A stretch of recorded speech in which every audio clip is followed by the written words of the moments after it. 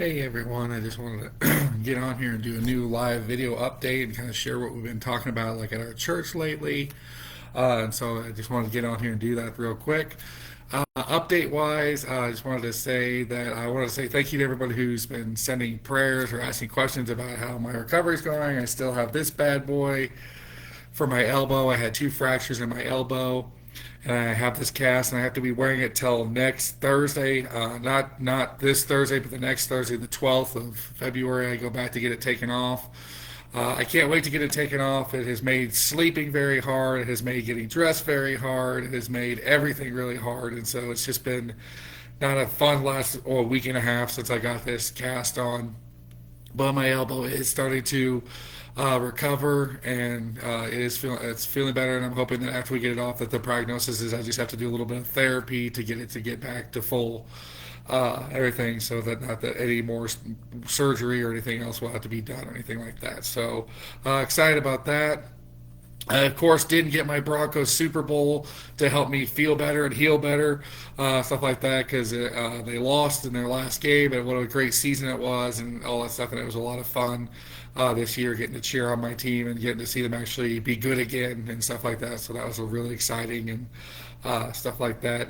We've had a good time. We've had some people to come down here and serve alongside us, and got to meet some new people and everything. And we just even just today we had some friends of ours that used to be missionaries down here. They came down with a team and spent the day with us today. Some of them spent the day with us today at our school, and it was really awesome. And so we were super excited to get to do that.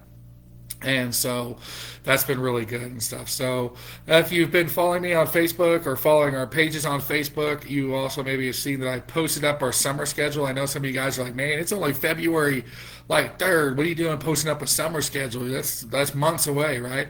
But it's what's amazing to me is that our summer schedule is pretty much booked, and we have every Sunday booked at a different church every Sunday, and we get to go see some amazing people and some amazing pastors and friends, and church, get to speak at some churches. And so I wanted to give people plenty of time to, and I'll be posting it again throughout the next few months, kind of posting our schedule. So that way people don't have the excuse, oh, we didn't know where you were going to be or when you were going to be there or stuff like that.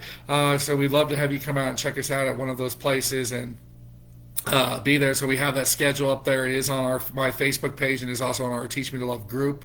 Our summer schedule of where we'll be for church. Like I said, in June we're going to kind of start out. We'll fly into Colorado. Then we're heading out to kind of Illinois first, and then once we get to share Illinois, that first church we said like we're there, First Baptist in Galatia. Then we'll be kind of doing our Georgia, Florida trip, where we'll get to go see and visit our friends down in Georgia and Florida. Then we'll come back, and then we'll be pretty much the whole month of July. We'll be in the St. Louis area, visiting all our St. Louis friends and family and churches there. And then we'll also be going to Hawk Point, and then after that we'll be going in the first part of August, and then after that we'll be heading back to Colorado so that we can head back to Honduras to start year number 11. We are almost wrapping up. We're just a few months away from our next graduation and wrapping up year 10 in Honduras. I still can't believe it's been 10 years, and it's been amazing. So speaking of our church, the church update, we've been having some great services. Coming up here in about a week or so, on the 15th of February, we're going to have our first outreach of this year, and everything. We're going to be doing our back to school outreach on the 15th, where we invite kids and families that we know have kids to the church. We come, we have a service, and then at the end of the service, they kind of will hand in these coupons that we've made up to give to people when they invite, and when they turn those in, and they get a bag full of school supplies like pencils and glue and notebooks. Because I know sometimes in the states you have that school supply list. It's kind of the same thing here. Kids have to bring in everything, and even teachers have to bring in everything. They don't get a stipend from the school to buy their school supplies. They have to pay out of pocket. So sometimes we even give them to people we know are teachers. We give some school supplies and all that stuff to help out. And so our big back to school outreach will be coming up on the 15th of February, and we're looking forward to that. That'll be a great Sunday. And like I said, we started a series last Sunday, and we're going to finish it next Sunday, called Love Is. Decided to talk about what love is, because we always talk about God is love, but what is love? What does that mean when we say that? And I thought, what a great month to talk about love when we're in the month of February, which we all know has Valentine's Day coming up where we talk about our loved ones, even though I'm not a big Valentine's Day fan, because I think you should tell the people that are special in your life you love them every day, and stuff like that. But it is a holiday a lot of people celebrate, and that's coming up. So I wanted to talk about what is love. So we're going to look at the chapter of the Bible that is really considered by many people to be considered the love chapter of the Bible, and it's First Corinthians 13. And we're going to start, and we're just going to look at four verses today for this message, and it's verses 4 through 8. And what we're going to see is it gives a really good definition of what love is, but it also talks about what love isn't. So I start there, because for us to really understand what love is, we need to look at what love isn't. And so what we see here is that in verse 4, we're going to skip the very first part because the very first sentence of the verse 4 talks about two definitions of what love is. But we're going to skip that. We're going to go right to the first word, what it says love is. And it says, love does not envy or boast. It is not arrogant or rude. And I want to tell you about this. Like, envy is a big thing, because it's like, when we envy, we feel like we don't have what we want. We get people to want to envy us, or we envy other people. That's not loving, because you're kind of wishing that they didn't have what they had and that you did. That's not loving a person. And then boasting, the Bible does talk about that we should not boast, that we are saved by faith so that no man could boast. And so anything that I feel like maybe I could try to boast in my life, really it's God that's doing it. Like, me and Alicia are at our school, and we are seeing kids get changed, and their lives get changed, and their families get changed. And I could both try to boast in that, but it's not us. It's the God in us, and it's God changing their lives. We're introducing them to God and how loved they are by God, and they're getting to experience God and his love for them in a deeper way, and that's what's making the change. It's not something I can boast about, but what I can say is I serve a great God. I serve a very loving God. And so if we're boasting about us, and we're boasting, that's a lot of attention on us, me, myself, and I. And we can't be loving others when we're focusing so much on ourselves, right? So that's why boasting is kind of anti that, because when we're just like, oh, I'm so great, you're not really loving others with that attitude, and you're not really understanding how loved you are by God, or you're not showing people the love of Christ when you spend most of your time boasting about how great you are, and stuff. And so that's why it says love doesn't boast, right? And then it goes on to say that it's not arrogant or rude. And I can't help it when I think about this one. This is going to be maybe for some of you a little soapbox moment for me.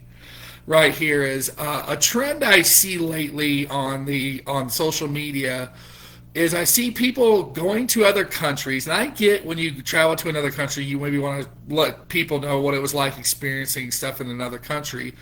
But I see people posting videos where they go to another country and they will either try some kind of food or try some kind of drink or maybe do an experience that's part of the culture of that country. But in the video, they're mocking it. They're making fun of the food. They're making fun of the drink, or they're mocking that experience they're getting. And that just to me is just, it really hurts my heart and breaks my heart, because as a missionary who's coming down here and I'm trying to love on these people and trying to be a part of their culture, even though I'm always going to be kind of an outsider, but try to part of it and try to love them and try to get really into it. Like, people that are going into other countries and making videos mocking things from that country is just, you're shutting people off. You're killing your impact, right? Because I've even seen people that are like Christians or on missions trips that will post videos where they're mocking something from that country or kind of making fun of it, and they think they're just making light of it, making fun of it, but like, to the people that live in that country, that's something that they really enjoy or they really like, or it might even be a symbol for them. That food or drink might be something that's really kind of a symbol to them and they really like it. And when you're on a video making fun of it or mocking it, you're mocking them. And so I just really kind of want to encourage you, like, let's not do that anymore, right? Why do we got to do that, right? Like, I understand wanting to share your experience of what it's like living in another country, but let's do it in a loving way. It just sounds arrogant and rude. And I know I've seen people do it from down here, and I'm just like, I just can't help but think, but man, there are people down here in this country that can speak English and are understanding what you're saying. And now, if you go and try to share with them the love of God or try to share anything with them, they're going to remember, oh, you're the one that was in that video making fun of something about our country, and they're not going to listen to you. You just killed your impact. So when we are arrogant and rude, that's the thing I think that I really jumps out to me in my heart, is that with being arrogant and rude is that it's really going to make sharing our testimony and sharing the gospel very ineffective when we're arrogant and rude, because people aren't going to want to listen to what we have to say, right? And so it really makes it hard for us to share the gospel when we're doing things like that, right?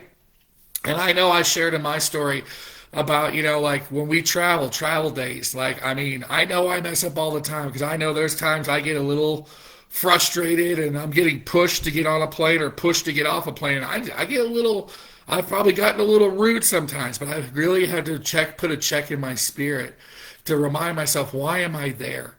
What am I trying to do? What am I trying to show them? And my goal in my life is to show people the love of Christ and love of Christ. And when we're arrogant or rude, we're not doing that. And that's not to say that I'm always perfect, because you could ask Alicia and my son that I am not always not arrogant or rude. I could be that way sometimes, and I make those mistakes, but I also can step back and ask for forgiveness in those times. So it says not to be angry or rude. And then it also says that it does not insist on its own way. I mean, I ask you, can you think of that person in your life that it's like everything's got to be their way or the highway, right? I'm sure you can think of somebody in your life that they always has to be their way or done a certain way. And I can tell you that that is not good either, because here's the thing that I think about when I read this section is I think of Proverbs 3 and 5, where it says, lean not on your own understanding, but in all of your ways acknowledge him, and he will make your path straight. And here's the thing about insisting on your own way or trying to create your own path, is it's really hard to follow the path that God has you on if you're too busy trying to create your own path. You see what I'm saying? If we are too busy insisting on our own way and trying to create our own path, it's going to be hard for us to follow the path that God has for our lives. And so that's why I believe it says that love does not insist on its own way. Love just trusts God. Love just goes on the path that God has put him on, and it does not insist on its own way. And then it says it is also does not rejoice in wrongdoing. And I stop and read that because I think so many things in our lives and people, and even I'll say it, I know it's probably not going to be a popular part of this video, even some churches today, we are like, no, we want those bigger numbers, and we want our numbers to look good, and we want this. So we are becoming more of a place that we are becoming sin affirming and say, yeah, come in, we're okay with it, you sin, we're okay with you sin. And now listen to me straight. I do believe that we are to be accepting of all people, but when they come into our church, they need to be hearing the truth and the gospel. We don't need to be watering it down, and we are not to be sin affirming. Right? And so I think that's the thing that right here it's talking about, is love does not rejoice in the wrongdoing. And it says right after that, but rejoices with the truth. So yes, we can accept people that we know are living a life of sin into it, but we're not rejoicing with them about their life that they're living, but we are speaking the truth in love, right? Because that's the key, that we're speaking love. We're not judging them. We're not doing that. We're not throwing them out. We're not telling them all this stuff, but we are letting them hear the truth of this is what the gospel says, and this is what Lord God says about that, and stuff like that. Now, if they hear the truth and they decide, I don't want to be a part of this anymore, that's not us doing it. That they're not troubled with what we're saying. They're troubled with what the Jesus that's in us. And I just want to say that again, we are not created to be sin affirming. But as people who are showing people the love of Christ, we don't rejoice in wrongdoing, but we rejoice in the truth of the gospel, right? And that means that we also have to, as followers of Christ, when we make mistakes, or other people make mistakes towards us, we need to be willing not only to ask for forgiveness, but we need to be willing to forgive, right? And because, again, like I've said, and you've probably heard it 1,000 times, or if you've ever read a book on forgiveness, when we aren't willing to forgive, it's not the person we're not willing to forgive that suffers, it's us. And so I just want to say that again with that whole it does not rejoice in wrongdoing. Love does not rejoice in wrongdoing, but rejoices in the truth of the gospel, in the truth, right? So again, we can be loving towards people that are we know are maybe not living the life they should, but that doesn't mean we affirm their sin or we affirm their life, but we show them the truth, and in the truth we love them, and we do it in love, right? And stuff like that, because it says that. And then it also says that love is not irritable or resentful, right? And I think that all that just kind of ties together. If you just listen to all those things, it's not arrogant, it's not resentful, it's not a lot of these emotions that we're seeing that it says love isn't, is very me focused. It's when we are focused on me and me's what matters and nothing else matters, like the world is starting to teach us, take care of number one because you are what matters. And that's why we got people posting things on Facebook like, hey, if you don't agree with me or you voted for this person, you're not my friend. I don't have to be nice to you. And so like that, we feel like that's okay to post. Why? Because we're so me focused. Love is not me focused, it's other people focused. And it focuses on others and letting others feel that love, right? And it's hard to show people love when we're being arrogant, when we're being resentful, when we're trying to do our own way and we don't care who we hurt, when we're rejoicing in the things that we know we shouldn't be doing. We're not showing people love. It's the exact opposite, right? So I know that's the first start, and that sounds really hard, and you're like, man, you're sounding kind of judgmental right now. But here's what love is. I'm just speaking the truth. This is what love is. It says that love is patient and love is kind in verse 4. And patience is the ability to accept and tolerate delays, problems, and suffering without becoming annoyed or anxious. So it is love is patient, is being able to accept what's happening in our lives and not getting anxious or irritable about it, but having understanding and realizing that there's a God who loves us and that no matter what we face, He's going to get us through it. And we don't have to be like, oh, all worried or anxious about what happened. We can forgive. We can ask for forgiveness. We can not be irritable, not be arrogant. We can not be those things because we have patience, because love is patience, right? Love is kindness. Kindness means the quality of being a friend, being generous, and being considerate to other people. If you look at all those other things we talked about that love isn't, it was all a lot of me focused, right? It's when something happens to me, my reactions to it, me focused. But it says that love is patient and love is kind. And kindness is more about being friendly, generous, and considerate towards other people. It gets you off thinking about you and thinking about other people and how they feel, right? And the thing that I think that really stuck out to me is this. True kindness is not dependent on how we are treated by other people, but how loved we are by God. Our kindness does not have to depend on how other people treat us or how we are treated, but our kindness comes from how loved we are by God. That is how we can serve people that spit in our face. That's how we can serve and love on people that tell us that we shouldn't be in this country, the people that are angry about what we do. How do we continue to show them kindness and love is because it's not dependent on what they say or how they feel about us, but it's dependent on knowing that God loves us and that He has us here for a reason, right? And so I love that. And then it goes on to 1 Corinthians 13, verse 7, which I think 7 and 8 are probably two of the most powerful verses in the Bible that if you're ever struggling, you're ever hurting, and you're feeling yourself becoming irritable or resentful or arrogant or anything like that, go back to these two verses and read this. I love what it says right here. Listen to this. It says, not only is love patient and kind, but starting verse 7, love bears all things, believes all things, hopes all things, and endures all things.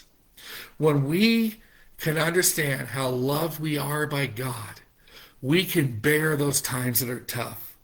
We can believe that God is with us and cares about us and He sees us. And when we believe that, that brings us hope that God's going to get us through it. And we know that we have that hope that He can get us through it because it says that He has overcome the world, and that will help us endure. So love doesn't get angry, isn't arrogant, isn't resentful, isn't posting, you aren't my friend anymore because you don't agree with me. But love bears all things, hopes all things, believes all things. Love believes the best in people. Love produces hope. Love helps us endure. When we understand how truly loved we are by God, we can bear all things. We can believe all things. We can have hope and we can endure. Why? Because God loves us. And we have him and he goes before us and he is with us, right? And then verse 8 says this too, the biggest, most important thing that I think many people need to hear about love. Love never ends. Love never fails. There is nothing you can do to make God love you less.